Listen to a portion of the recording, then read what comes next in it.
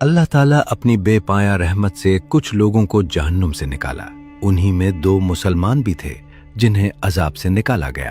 جب وہ جہنم کی ہولناکیوں سے باہر آئے تو اللہ تعالیٰ نے ان سے سوال کیا، کیا تم نے وہاں کوئی ایسی چیز دیکھی جو تم نے دنیا میں نہیں کی تھی؟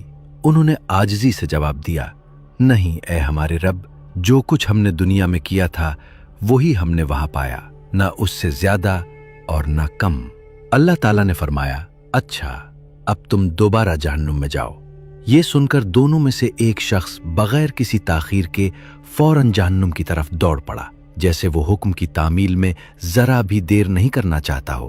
دوسرا وہیں کھڑا رہا، اس کے قدم نہ اٹھے، وہ خاموشی سے اپنے رب کے حکم کو سن کر بھی ٹھہرا رہا۔ اسی لمحے اللہ تعالیٰ نے اس شخص کو پکارا جو دوڑ پڑا تھا، رک جاؤ، واپس آؤ۔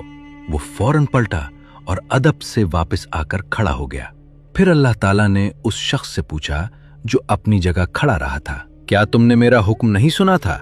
اس نے نہایت ادب اور یقین کے ساتھ عرض کیا، کیوں نہیں ہے میرے رب، میں نے تیرا حکم سنا تھا۔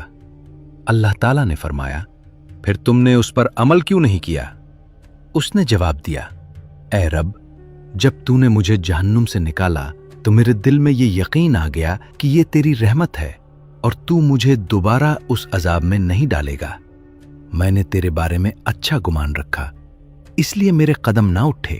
پھر اللہ تعالیٰ نے دوسرے شخص کی طرف دیکھا اور فرمایا، اور تم تو جہنم میں رہ چکے تھے، اس کی آگ، اس کے شعلے اور اس کی تکلیف سب دیکھ چکے تھے، پھر بھی جب میں نے حکم دیا تو تم فوراً واپس جانے لگے۔ اس نے عاجزی سے سر جھکا کر عرض کیا، اے میرے رب، میں نے دنیا میں تیری بہت نافرمانی کی، میں نہیں چاہتا تھا کہ آخرت میں بھی تیرا حکم ٹالوں، اس لیے میں فوراً چل پڑا تاکہ کہیں دوبارہ نافرمانی نہ ہو جائے۔ اللہ تعالیٰ نے ان دونوں کی بات سنی، ان کے دلوں کی کیفیت کو دیکھا اور پھر اپنی رحمت سے فرمایا، تم دونوں جنت میں داخل ہو جاؤ میری رحمت کے ساتھ، کیونکہ میں سب سے بڑھ کر رحم کرنے والا ہوں۔ یوں ایک نے اللہ پر کامل حسن ظن رکھا اور دوسرے نے کامل اطاعت دکھائی، اور دونوں ہی اللہ کی رحمت کے مستحق ٹھہرے۔